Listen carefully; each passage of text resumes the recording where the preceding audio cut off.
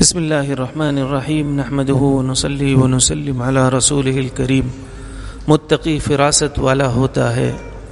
جو شخص جس قدر متقی و پرہیزگار ہوگا اسی قدر وہ فراست والا ہوگا، اور اسی قدر وہ حق اور باطل، مفید اور غیر مفید میں فرق کر سکے گا۔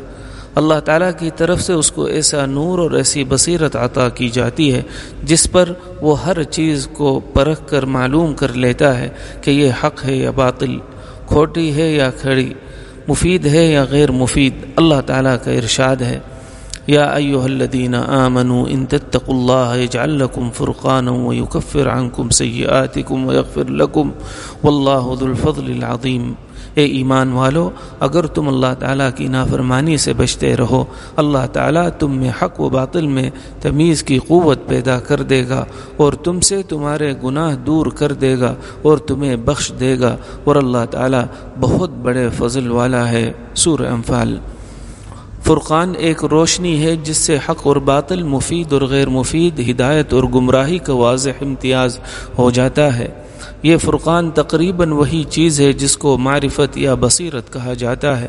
بصیرت انسان میں وہ اندرونی روشنی پیدا ہوتی ہے جس کے ذریعے وہ ظاہری پہلوؤں سے دھوکہ کھائے بغیر ہر بات کو اس کی اصل روپ میں دیکھتا ہے۔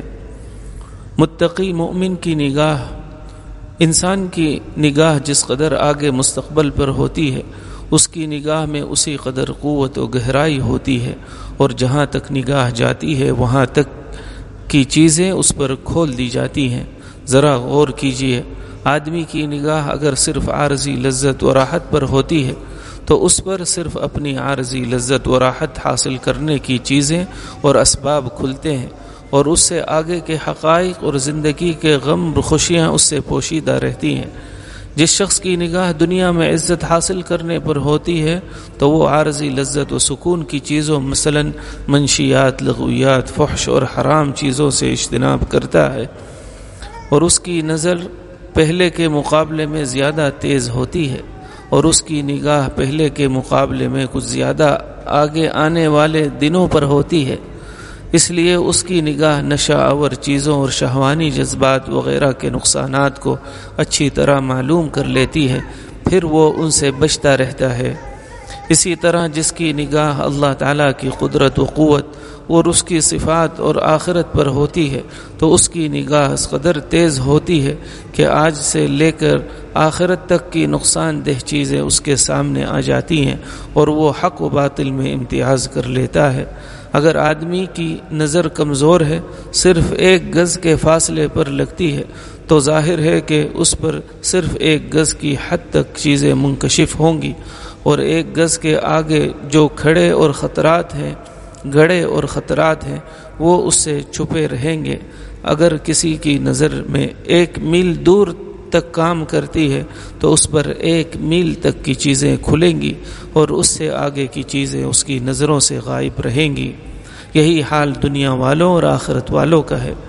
دنیا پرستوں کی نگاہیں صرف دنیا کی حد تک محدود رہتی ہیں، ان کے فیصلے اور کام دنیاوی مفادات اور جذبات باطلہ کے تحت ہوتے ہیں، وہ حق و باطل کو نہیں پرکھ سکتے۔ اس کے برعکس آخرت والوں کی نگاہیں ان حضرات کے مقابلے میں تیز ہوتی ہیں، اور وہ حق و باطل کی خوشبو اور بدبو کو پا لیتے ہیں۔ بلا شبہ جو شخص اللہ تعالیٰ کی نافرمانی اور اس کے غضب سے ڈرتا ہے اور وہی کرتا رہتا ہے جس کا اللہ تعالیٰ نے حکم دیا ہے، اور اس سے بچتا رہتا ہے جس سے اللہ تعالیٰ نے منع فرمایا ہے، تو یہ خوف و تقوی اس کی اندرونی صلاحیتوں کو بیدار کرتا ہے، اور وہ حد درجہ حقیقت پسند بن جاتا ہے۔ یہ تقوی اس کے ذہن کے تمام پردوں کو ہٹا دیتا ہے، جس کی وجہ سے وہ حق و باطل، صحیح و غلط اور مفید غیر مفید میں امتیاز اور فرق کرنے لگتا ہے۔ اسی علمی اور بصیرتی فرقان کے ثمرات بالآخر عملی میدان میں آ جاتے ہیں، اور عام لوگوں پر بھی یہ بات کھل جاتی ہے کہ جو کچھ یہ صاحب بصیرت کہتے تھے وہی بات حق اور سچ تھی۔ اس طرح بالآخر متقی عملی میدان میں جیت جاتا ہے۔ اسی حقیقت کو نبی کریم صلی اللہ علیہ وسلم نے عام فہم انداز میں اختصار کے ساتھ بیان فرمایا ہے۔ حضرت امامہ رضی اللہ عنہ سے روایت ہے کہ نبی کریم صلی اللہ علیہ وسلم نے فرمایا اتقوا فراست المؤمن فإنه ينظر بنور اللہ، مومن کی فراست سے بچو کیونکہ وہ اللہ تعالیٰ کے نور سے دیکھتا ہے۔ اس حدیث کو ترمذی نے حضرت ابو سعید خدری رضی اللہ عنہ سے بھی روایت کیا ہے۔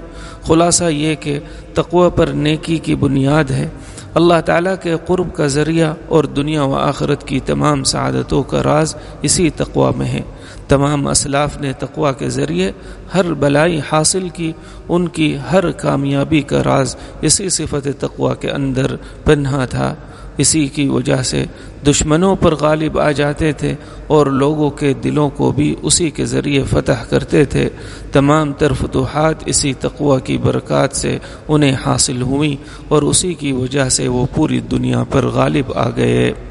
سبحانک اللہم و بحمدک اشہد ان لا الہ الا انت استغفرک و اتوب الیک۔